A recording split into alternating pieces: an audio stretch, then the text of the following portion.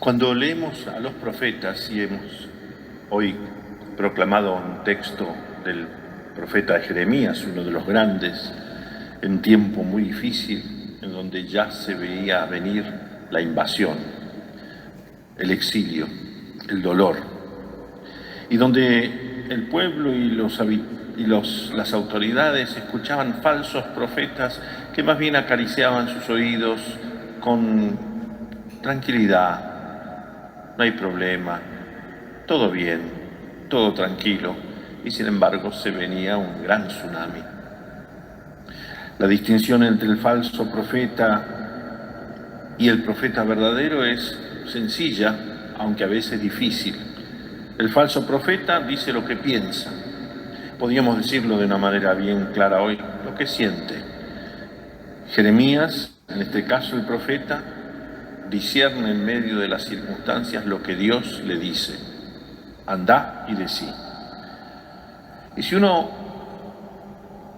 pusiera todos los profetas, todos los pequeños profetas, los grandes profetas, dentro de una especie de computadora que sacara un mínimo común denominador del mensaje, podríamos decir que los profetas pronuncian palabras según las circunstancias, no que cambian según las circunstancias, sino según las circunstancias que está viviendo el pueblo al que dirigen la palabra, valga la redundancia, dirigen palabras de denuncia, amonestación a los soberbios, a los presuntuosos. A veces son palabras de consuelo y compasión a los débiles, a los pobres, a los que no saben a dónde vamos a ir a parar, no quejándose de los demás, sino no encontrando salida. Y en general también palabras de ánimo y coraje a los que vacilan. El texto de hoy podríamos decir que conjuga estos tres modos de dirigirse al pueblo. En el Evangelio se nos presenta algo semejante. La pregunta parece la de esos niños que preguntan siempre ¿por qué tal cosa? Son preguntas de niños para aprender, porque nunca está agotada su capacidad de asombro. Pero aquí son los fariseos y los escribas los que se acercan a Jesús y le preguntan ¿por qué? ¿Por qué qué? ¿Por qué no se lavan las manos antes de comer, etcétera, etcétera, según nuestros antepasados?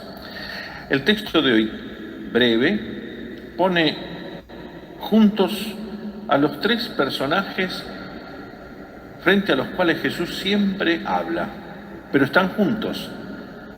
Los fariseos y los escribas, los discípulos a los que Jesús llama para alertarlos acerca de la doctrina de los fariseos y escribas, y la multitud a la que Jesús se dirige.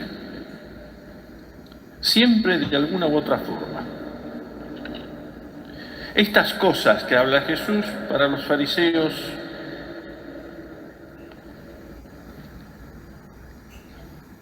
son claras porque están contra la ley, punto. Y Jesús se dirige a los fariseos. Pero el Evangelio de Mateo, que jamás pretende decir, bueno, esto es para ellos los malos, nosotros somos los buenos, inventando una grieta inexistente, el Evangelio de Mateo, que está predicado especialmente a cristianos, por supuesto, es un evangelio para las comunidades cristianas, pero que vienen del judaísmo, es un evangelio que alerta a los propios cristianos, y hoy diríamos especialmente también a los sacerdotes, acerca de las posibilidades de caer en un fariseísmo. ¿Y qué sería el fariseísmo? No solo es una escuela determinada de aquellos que se consideraban puros, muchos con muy buen corazón, no juzgamos los corazones, despreciando a los demás, como muchas veces Jesús al hablar una parábola, al poner un ejemplo, se dirige a aquellos que, teniéndose por justos, despreciaban a los demás. ¿Y por qué? ¿Por qué podemos caer en esa actitud farisaica? Y nosotros podemos decir a alguien que no nos gusta, ¿qué fariseo? Porque juzgamos el interior de las personas de acuerdo a lo que vemos, y vemos a veces solo las apariencias. Eventualmente las actitudes, porque somos seres inteligentes, racionales, Por lo tanto, no es que esté mal juzgar una actitud. Si alguien hace algo malo, yo tengo que decir, eso no está bien, pero sin ir a juzgar el corazón de la persona. Porque es ahí cuando me meto en el interior de las personas y lo juzgo, que ya comienzo a manipular y confundo las tradiciones, o peor, lo que yo pienso, con la voluntad de Dios. Y eso es un mal que aqueja a los creyentes, y especialmente a nosotros los sacerdotes. El mal tiene un nombre, tiene un virus, no diría una pandemia, pero se cuela donde menos te lo imaginás.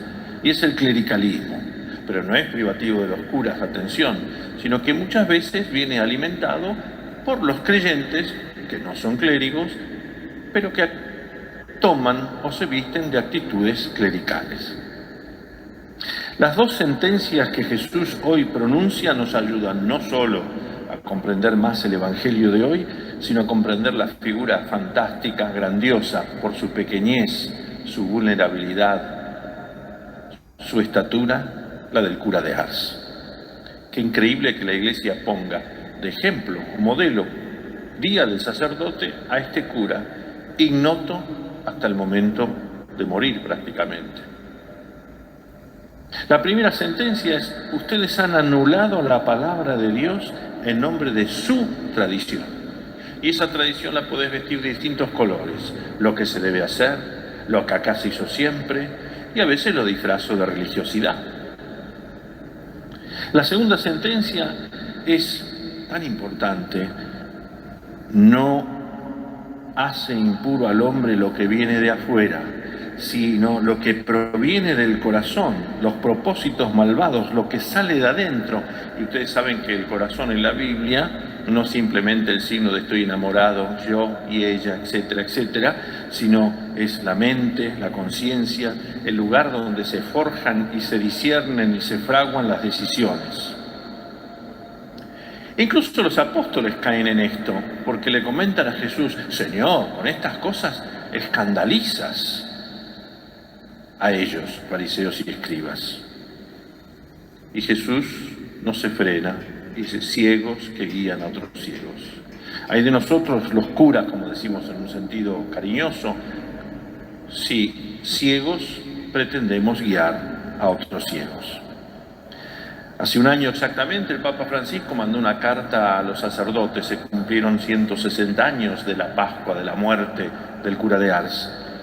Y estructuró esa carta en 4 palabras que no las voy a desplegar. Sí lo hicimos en una carta dirigida especialmente a los sacerdotes hoy en su día, que es dolor, porque vivimos tiempos de dolor, especialmente los sacerdotes, por las cosas que nos pasan, las cosas que le pasan al pueblo, las cosas que nosotros provocamos en el pueblo y que provocan dolor. Gratitud, que es increíble, y soy el primer agradecido, que en estos tiempos de iglesias vacías por la pandemia y por las decisiones de las autoridades nacionales, provinciales, municipales en favor del cuidado, queremos creer que es así.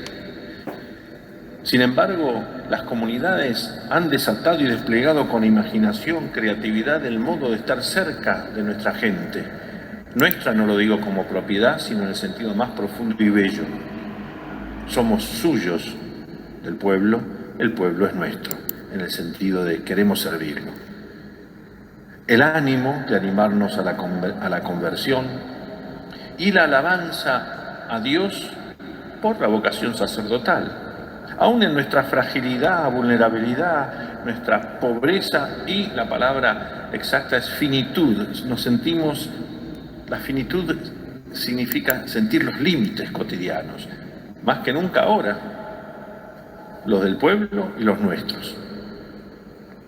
Sin embargo, alabamos a Dios por lo que Él obra a través de nosotros, de nuestra pobreza.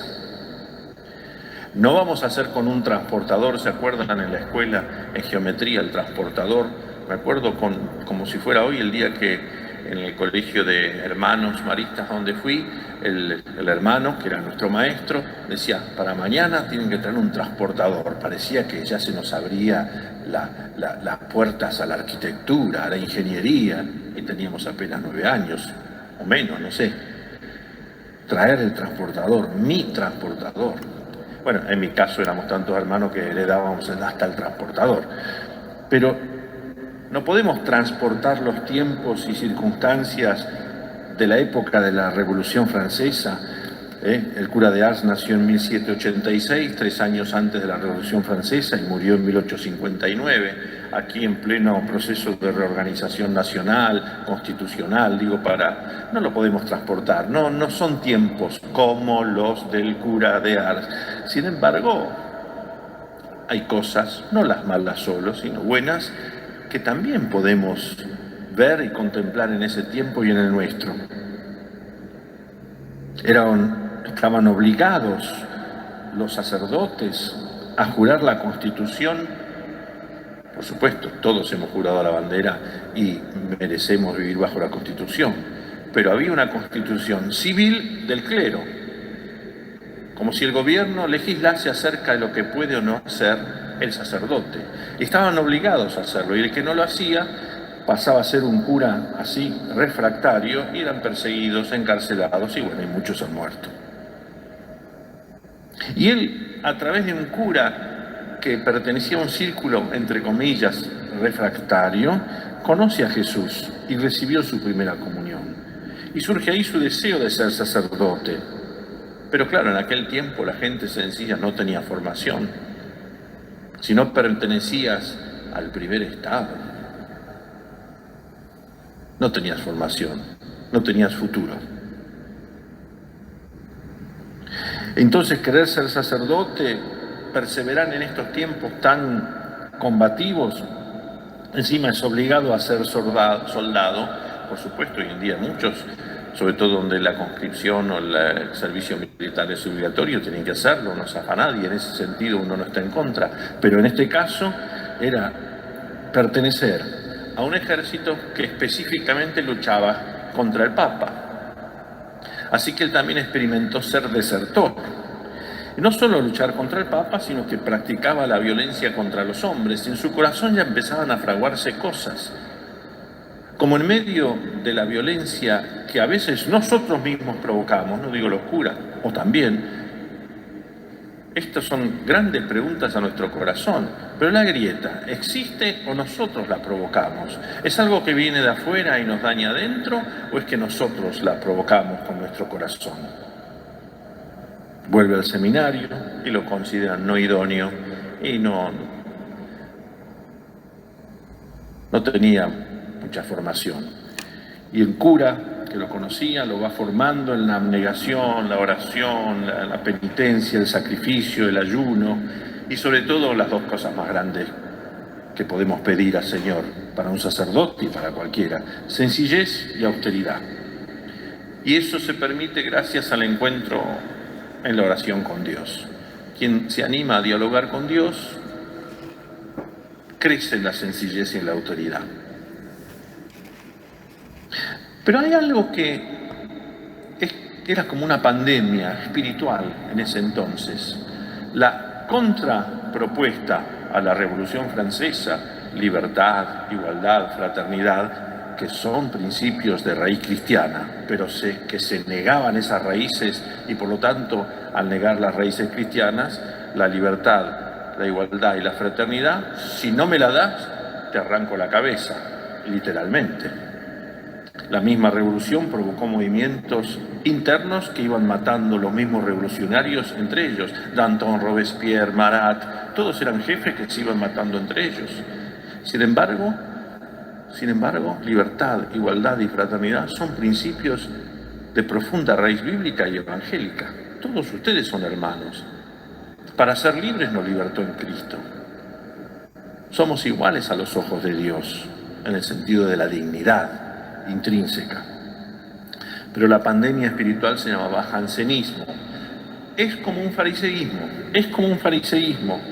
Frente a la tragedia del pecado, una actitud farisaica. Los puros los otros.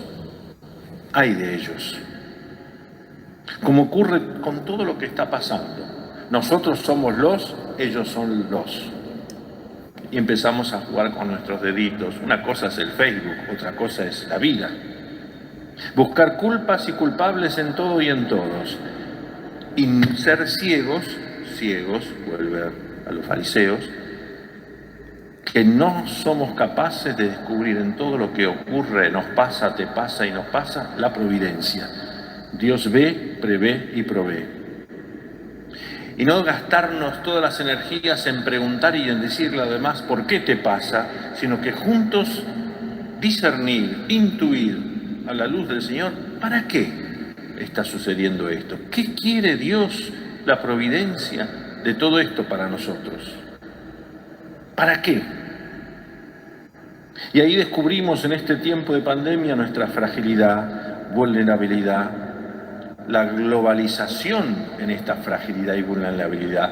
Estamos todos los días, tenemos en nuestras manos reales, imaginarios, mentiras, no sé, no tengo la ciencia para ello, cuántos casos aquí, cuántos casos allá, Brasil, y jugamos al fariseísmo diciendo, mirá, Brasil tiene más que nosotros, como si fuera el Mundial de Fútbol y los penales. Y México tiene menos, y el otro tiene más, y estamos contando muertos.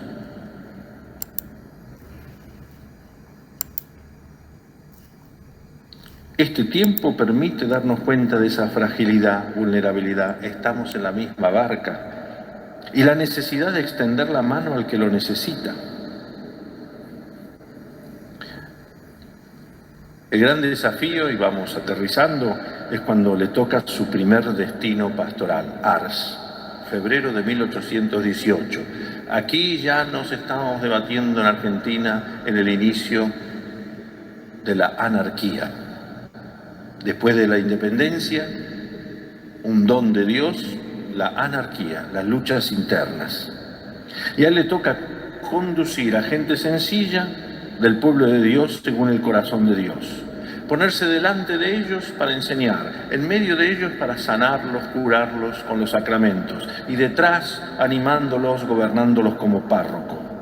Y ante todo, su fuerza, arrodillado frente a Dios. Frente a todo vicio que llevaba a su pueblo al secularismo, como si todo se resolviera aquí en las cosas de la tierra, y evitar cierto espiritualismo que es como si fuera dirigirse a Dios una magia. No, lo que une cielo y tierra, conversión, alimento, vida y cielo son los sacramentos. Y ahí inició una acción pastoral intensa, paciente, ayudando a todos a participar, sobre todo aquellos que quedaban ya señalados como ustedes fuera. Sus armas, dos, que quisiera fueran las nuestras, las de los sacerdotes, y que enseñásemos a nuestro pueblo a vivirlas. La escucha y la palabra. La escucha sobre todo y ante todo la confesión, el sacramento de la penitencia. Y la palabra sean las misiones populares como la palabra gestual, que es la caridad. Creando espacios para jóvenes, chicos, varones, mujeres, que no tenían ningún acceso a la educación. La ignorancia. No estoy hablando de academicismo, ni escuelas, ni títulos, sino aquello que nosotros solemos decir cuando alguien nos hiere: si supieras cómo me dolió lo que dijiste. Eso es la ignorancia, aunque tengas 1000 títulos. El don del discernimiento y penetración de los corazones que Dios le dio. Este hombre que parecía que no aprobaba las materias. Un don del conocimiento de la interioridad humana único, que no usó para hacerse gurú, leer las manos ni sacar la bolita lo que te va a pasar, sino para ayudar a la gente, a vos, a todos, a descubrir lo que Dios te está diciendo en esto, en lo cotidiano, en lo simple. A través también de dos actitudes que son tan importantes y que si les viviéramos juntas, otra que pandemias, no nos importaría tanto. La acusación de sí mismo, que es reconocer me equivoqué y no buscar en la acusación el dedo mágico que dice quién hizo y quién no hizo. Y la corrección fraterna, que es un deber para uno y un derecho del otro de ser corregido. No, mis hermanos, no es que se vayan todos son iguales, lavándome con alcohol, diciendo los políticos, los curas, los obispos. Es tan fácil. O al cura decir, esta parroquia, esta gente. No, son gritos de tribuna. Cuando no me gusta, y dale campeón cuando me gusta. Como una máscara antipandemia que pienso que me cubre de todo. Termino, le prometí que terminaba, espero que el párroco me perdone, y justamente en el Día de los Párrocos. No es lo mismo, y esto es clave para la vida espiritual, el remordimiento es el inicio de un camino, pero nos podemos quedar toda la vida en el remordimiento, dando vueltas como perro antes de echarse o cuando se quiere morder la cola. El remordimiento es un inicio de una autocomprensión, me equivoqué, pero puede quedarse en mí mismo buscándome a mí mismo, en aquello terrible que es la autoconmiseración, la autolástima, que es un modo de narcisismo disfrazado de dedo para abajo. No es lo mismo el remordimiento que la penitencia. La penitencia no me refiero a andar al rincón, la penitencia es darme cuenta que cuando he obrado mal, he ofendido a alguien y he ofendido a Dios. Y por eso tengo confianza en el perdón, en la misericordia y en la posibilidad de reparar. Porque si me quedo en el remordimiento, solo es que vengan a acariciarme. Penitencia significa conversión, porque he tocado, herido a otro. Y esto nos hace descubrir, insisto, la misericordia y la perfección. Y el don de leer las conciencias en él lograba que cada uno descubriera esa riqueza para seguir a Cristo, no para manipular la palabra de Dios a su capricho como los fariseos. Qué bueno que estas cosas buenas también son pandémicas, se extienden. No es solo el mal el que se extiende, el bien se extiende más que el mal. ¿No lo dice San Pablo, donde abundó el pecado, sobreabundó la gracia? No se trata de descubrir la inyección rusa, americana, inglesa, mendocina, tibetana, sino descubrir al Señor, porque la esperanza está puesta en las cosas de arriba.